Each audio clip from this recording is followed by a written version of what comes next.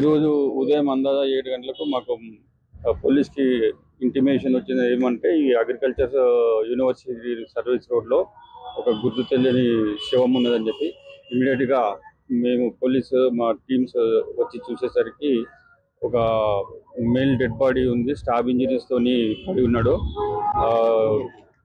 అతన్ని సెర్చ్ చేస్తే ఆధార్ కార్డు లభించింది.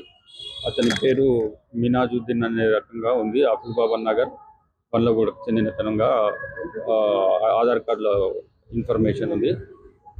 ప్రస్తుతం ఆ బాడీని ఉస్మానియా హాస్పిటల్కి మనం షిఫ్ట్ చేస్తున్నాము. రీజన్ ఏందనేది తర్వాత ఇన్వెస్టిగేషన్లో తెలుస్తుంది. అది తర్వాత ఇన్వెస్టిగేషన్లో డీటెయిల్గా అన్ని బాడీతో చేసిన 2-3 కన్నా ఎక్కువనే ఉన్నాయి.